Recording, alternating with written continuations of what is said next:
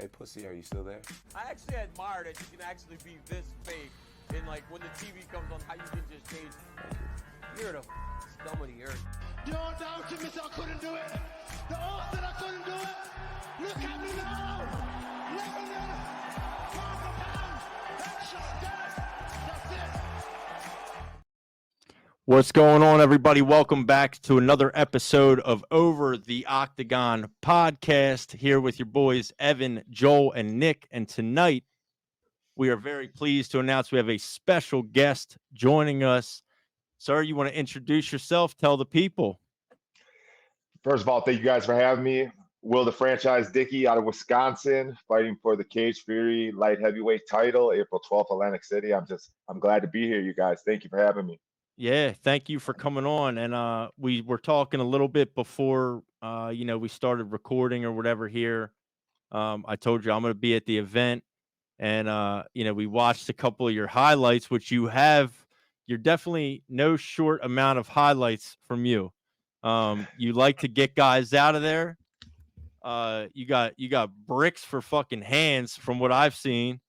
I was telling them before we kind of jumped in and started tonight, I watched a video. You knocked some dude out with like backup, quick little check hook, and he face planted. And I told them, I was like, this is the fucking guy. Like, these are the guys that we want on our show, right? Yeah. We don't want the fighters that point their way to little decisions. We like exciting fighters and guys that get in there and bang. And you've been doing this for a long time. You started your pro debut in 2009. Is that right? Correct. Yep, 2009. And yeah, man, I'm a finisher, man. I love the bang. I don't really follow much stats on the internet, but somebody pointed out I got a 94% finish rate. Yeah. I just competed in Alaska for Solid as a Rock. Shout out all those guys out over there, Miss Melinda. Wow, Took out their light heavyweight champ, the number 10 guy in the nation. He was a tough dude. I actually ended up getting a rear naked choke. I've been working on my jits a lot, but I'm a stand-up fighter, but I'm just a finisher. So like you put me in there, we're gonna bang. So yeah, I was actually talking to Evan about this earlier, and I was like, you see him, he looks like a guy who just wants to knock people out, but he also has that other side to him where he can get those submissions, and it almost like you're saying you're starting to improve your jiu-jitsu, but it seems like you have it down. I mean, you've gotten guys out both ways, knockout, submission. Only 2 decision wins in your whole career, in your whole pro career.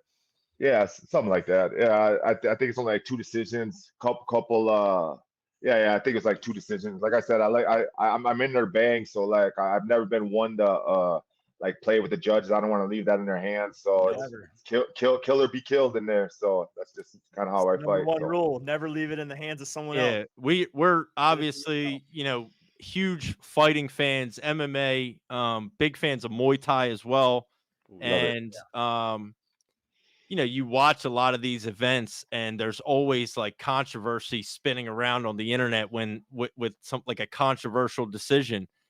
Like, I can't believe he got robbed, and we say it all the time. We're like, I mean, what are you gonna do? You can't chance it. You can't chance it to leave it up to them. So yeah, 94% finish rate, man. I love to hear that. We're not chancing nothing to the judges. Not at all. So let's talk about your fighting career too. So are you 38, 39 years old? I just turned 38. Yep, I'm on the backside of my career. I think I started in 2008 and I turned pro in 2009. I've been at it a long time. I don't know. Fighting's always been my kind of my crutch in life. It's always been something that I put a lot into it, but it's also been a blessing and a curse. A blessing because obviously I've reached a lot of the pinnacle, not the pinnacle of sport, but I've reached pretty high in the sport, and I've done really good for myself. But blessing because a lot of people know me that I overcame addiction due to fighting. I ripped my shoulder real bad back in like 2011. Never got it fixed. Just was a young fighter listening to the wrong people. Yep. Went to a kind of a shady doctor, and he just overprescribed me. Long story short, I was on that hell ride for 5 years, accumulated a couple losses. I've been sober since 2015, and it just so happens since I've been sober, I have not lost a fight. So That's amazing. God been bless had- him right there, appreciate man. it. Wow, that's Yeah. So amazing. this is you know, and I'll just take a minute to touch on that a little bit. And because when I was looking through the Cage Fury event, looking into fighters, just because I'm going to the event, just looking at what it was. Some names I recognized, some I didn't. So then, you know, from the podcast perspective and content perspective, we start kind of looking into, all right, let's figure out who these guys are. Let's reach out to some of them to see if maybe they'd come on the show and talk with us. And you know, when I was doing some stuff and watching some videos and some other podcasts and things that you've done, I heard that you say that, and I've heard this story, and you took a long break, 5 years, about 5-year break from 2014 to 2019, and I saw that in your record previously, and I was like, man, that's kind of like crazy. You don't see that very often unless a bad injury or something. And then I saw the podcast you talking about addiction. And you know, these two know, you know, Joel and Nick know, you know, but I just celebrated 2 years sober on March 26th. Right. So, Go, Marky. and you know, I just say that to say, you know, when I listened to kind of you describe your story in 2015, man, that's 9 years. That's a long time. You know, you've been doing this thing for a minute now. So, and it's the same thing for me, you know, like this focuses me, channels me, the sport of mixed martial arts and fighting and everything about it. You know, so it's just awesome to hear. And when I heard that, you know, kind of section of your story, I was more intrigued, you know, so I'm excited that you're able to hop on here and talk with us. And yeah, so we have your fight coming up. Been a long road. You've got belts in multiple promotions across your career. Yes, You sir. just said you went to Alaska, Yep. right? And you know, took out their light heavyweight champ. Obviously, you're the number one Tough ranked ass light dude. heavy. I'm Oh, I sure. bet, man. Yeah, they built different over there. They're Eskimos Yeah. up there. Right? Al Mateo, man, that dude was a tough dude, man. Like I said, he's so tough. I beat him, and he's still number 7 in the nation. Like he was just Holy he was shit. just a shout out Al, man. He did a lot of big fights. He fought for Octagon, stuff like that, and man, that boy is a stud. I just it could have went either way, and I just ended up pulling out the victory. So shout out to Yeah. Al, man. How So was how Alaska, man? Yeah, that's what I was How gonna was say. Alaska? How was Alaska? I mean, It was shit. different. It was different. Different time zone. It took me 14 hours to get there. It was a mess, Oh, but damn. we went in there. Everybody was real cool. Shout out Miss Melinda. Shout out everybody from Solid Rock. It was just, you know, just imagine traveling 18 hours, going there, cutting weight, Imagine. going. It's fucking 10 feet of snow. You know what I mean? And it's just What was went the out there venue with like? excuse me. I'm sorry. What was the venue like? Oh, it was beautiful. It was Yeah. beautiful. The venue was like first class. Yeah, wow. it was I forgot what it was called, but it was one of the best venues in Alaska in Anchorage, and it was sold out. They had the Jumbotron. On the Jumbotron. It was funny because like when I was young, I used to sit up in the nosebleeds, you know, watching events and stuff, you know, and then being on the Jumbotron, you know, being the main event on stuff like that. It's a blessing, man. It's just So it's you the would best say thing in the that world. event was probably was that like one of the biggest events you've been a part of as far as promotion wise? Yeah, I gotta say, it's, you know, I fight big shows, you know, Cage Aggression. I fight a lot of big shows, but Miss Belinda put together a hell of a show. You know what I mean? I all respected them. It was. I was very proud to be a part of that show. But yeah, it was up there with one of the top shows I've ever been a part of. Now So you get the big win there, and now you're fighting on Cage Fury, which is, you know, that's part of the Fight Pass. Like the Yep. views on that, you know, are incredible. Like we watch Cage Fury events as well, and we know, you know, how big they can be. So that's a huge event for you, and especially coming right in now, you're going to be able to fight for that belt, and you know, yes, that's sir. Yeah, and that's what I Ready. wanted to ask you too. I mean, how does this come about, right? Like you've never fought in Cage Fury before. And you get a call, I'm guessing that's like, no, man, I got the best management in the game. Let's Upgrade, go. shout out Upgrade. Got the best of. Best management in the game. Shout out Upgrade. Shout out Sergio. Shout out Vic. You guys turned my career around, man. They followed me, and they've just been nothing but a blessing, man. They got me this best management in the game. Upgrade. Shout out. So Shout your out Upgrade. Go. team was able to kind of line you up with Cage Fury, who's Yeah, they a fighter for a light heavyweight title fight, and now here we are. here we are. Yeah, they got that one call, that's all type vibe. You know, they're just they have been a blessing to me. They have been nothing but the greatest. You know, I've dealt with a lot of screwed up management in my 17 years, and not taking anything away from my old management. It's just good to be taken care of. It's good to have that plug into the major organizations. Like it's just pretty much I just work hard and they take care of everything else. So shout out Upgrade, man. I love you guys over there. Upgrade for life. You hear plenty of horror stories of bad management with fighters, and you know some fighters could have a really good career, but they just have bad management behind them and they just can't ever get to where they need to be. So I think that's probably one of the most important pieces to have, especially when you're at a peak of your career, having someone who's there to handle everything outside of the fighting for you and get you to where you need to be. So Yeah, keep you focusing on what you need to focus on and what's Correct. important. You know, we've heard stories like that for years, though. Even decades ago in boxing, same thing. You know, the like different promoters and managers and all this kind of stuff. So you're extremely blessed that you're able to find, you know, good ones like you said that take care of you, and you can just put the work in and they take care of the rest. Yeah, Julian, Sergio, and Vic, they're a team, and there's Sergio found me, Julian and Vic, it just take me, and all of them just took me to the next level. All I gotta do is just train hard, and they take care of everything else. They got me the Celsius deal. They got me. Yeah, that's big. What else is there? whoa. They got. We're working on the Prime situation. I mean, they got me everything, but I gotta work hard. I still gotta deliver. But these guys, all I gotta do is just show up. All I gotta do is show up, and then that's hard to find, and I'm blessed with them. So, And that's a good opportunity, right? You have people that open doors. It's just up to you to walk through them, right? So you got to put the work in to walk through the doors that are being open to you right now. And you got a great opportunity coming up April 12th against Luke Fernandez, Cage Fury. It's going to be live on UFC Fight Pass. For anybody that doesn't know, you know, you can get UFC Fight Pass for like $8.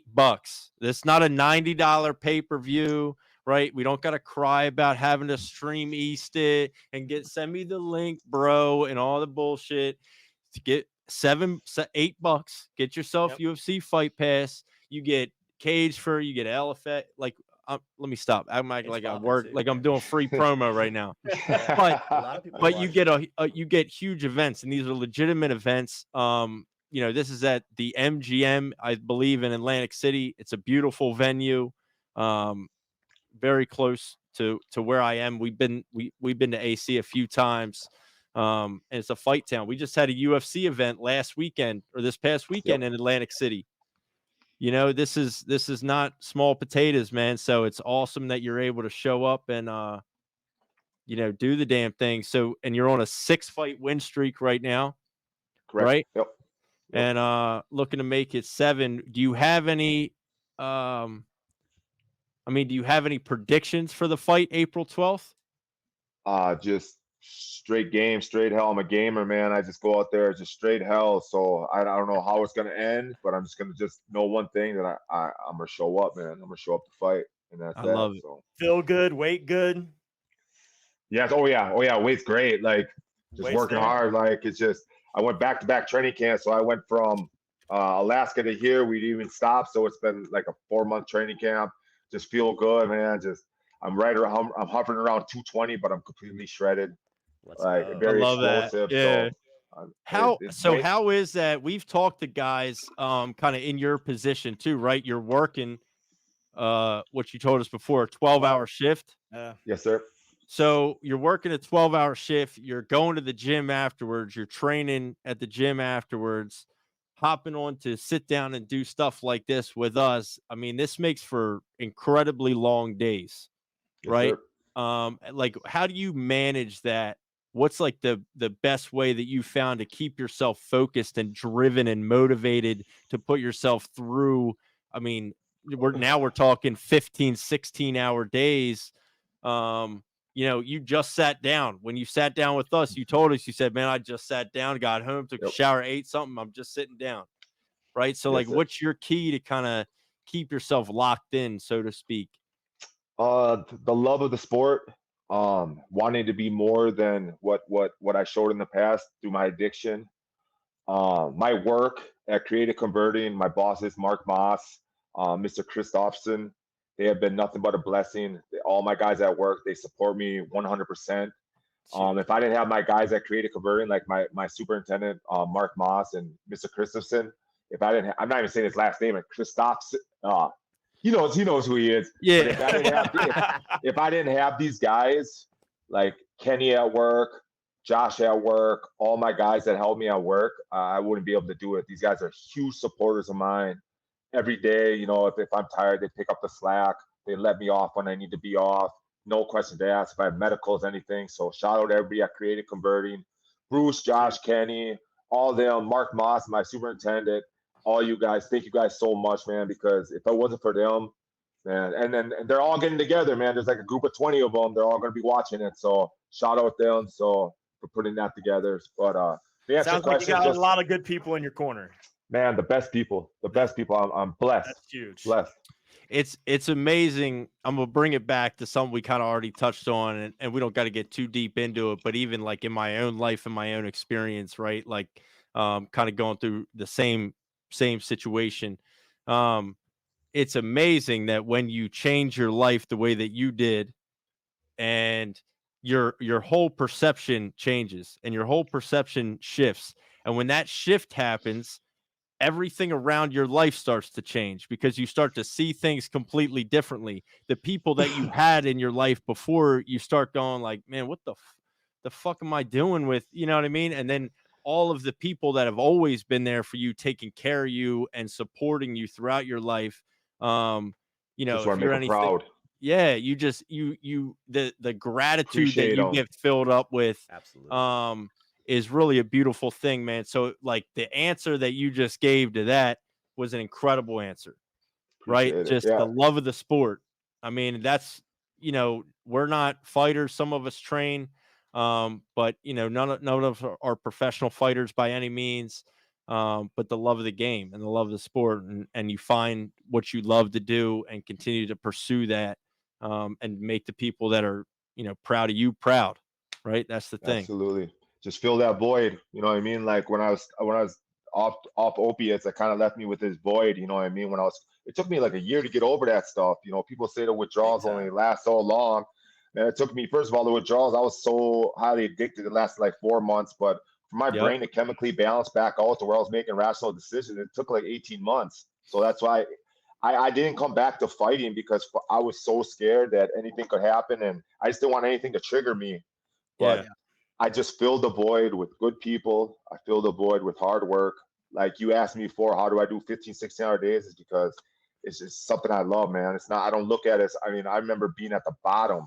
That's one of the reasons that I gave fighting another chance. I'm like, before I lost, I'm on a 6-fight win streak, but I lost 2 big fights, all messed up.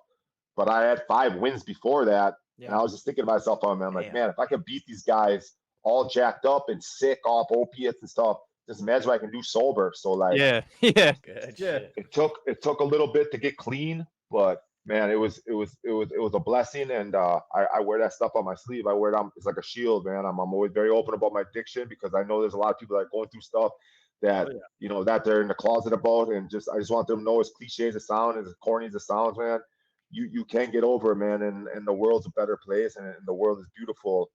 And you don't need none of that stuff as a crutch, man. You do not need none. Don't worry about the doctors. Don't listen to none of them. You don't need none of that, man. The world's a beautiful place, man. Hey, I can speak from experience. Sometimes some of the closest people I've ever met have walked through hell to get out on the other side. And they're the best people in the world, but there was one point in their life where they didn't even believe in themselves. And now, they're doing the damn thing. So that's awesome for you, man. I'm happy. Appreciate it. So let's talk. We have this fight coming up, but let's talk future a little bit. We'll take our minds off this upcoming fight for a second. You just turned 38. Correct. We're gonna manifest. We're gonna manifest, right? So you just turned 38. We're going to AC in 11 days. We're gonna Yep. be Cage Fury light heavyweight champion. Luke Fernandez is going to be asleep on the canvas, probably somewhere. They're going to be scraping him up with a shovel and putting him in a bucket and carrying him out of there. There's going to be a dead body. Yeah. You're going to hear me yell from the crowd, "There's a dead body. That man dead." If you hear somebody yell, "That man dead," it's just know it's me. But then what's like, I know it's hard, like we want to keep our focus right, like on what's in front of us, but I mean, what's like the vision here, right? Like long-term goals in fighting, where do we see fighting going? For yourself, just at 38 years old, obviously, like you mentioned yourself already, you're kind of at the tail end of your career, right? So do we go into Yep. some kind of coaching role, or do you stay in fighting in some capacity, or what do you think that looks like? Well, first of all, I'll thank everybody that helped me get to that point. That's one of the big things. I just want to thank everybody that got me to that point. But looking past that point, it's, I always said I'm probably just going to go till I lose or until I get a contract. I got something that works with Upgrade. But they're hard on me. They're hard on me. They know what I'm capable of. So, it's not just winning. I got to go out there and look good too. You know what I mean? Like I just beat the number 10 guy in the nation, and with all love for my management, the first two guys in my management, like, great job.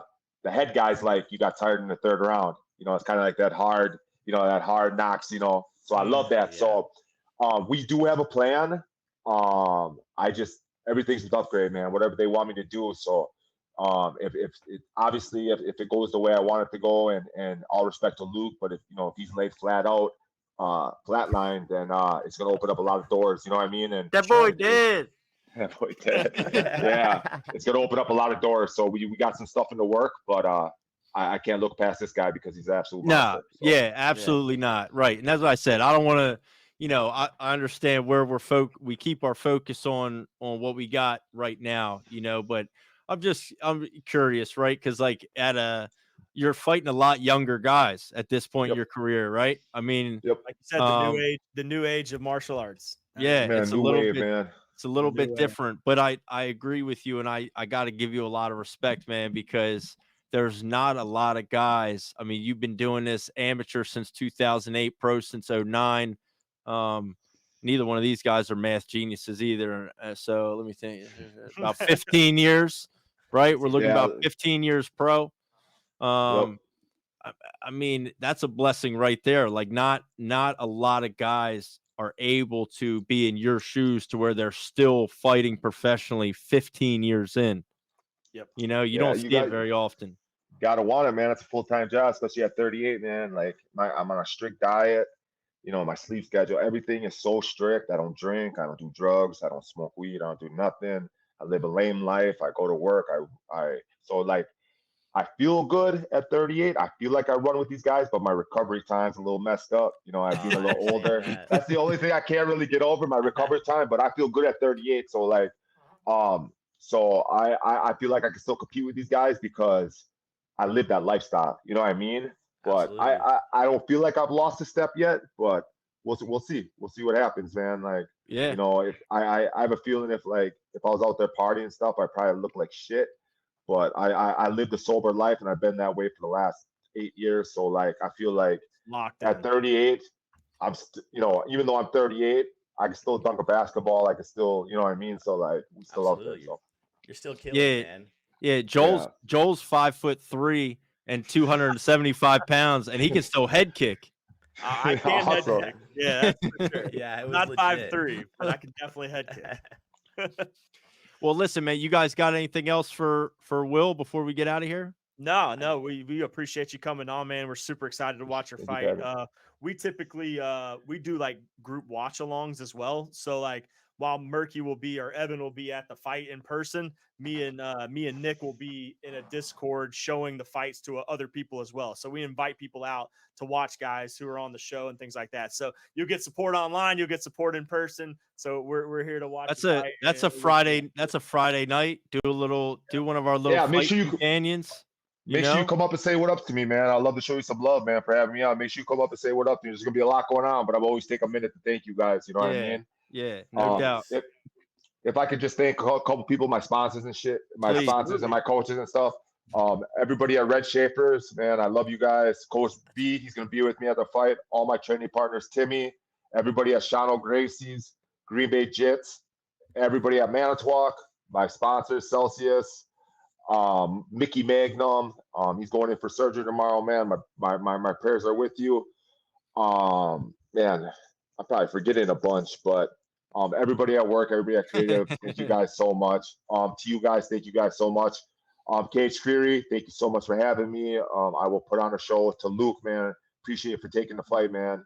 Much respect to you. So I appreciate everything. To my girlfriend too, man. My girlfriend, man, she's like, oh man, you were about to be in the dog. Gotta say the You girl. saved yourself, bro. You almost messed up.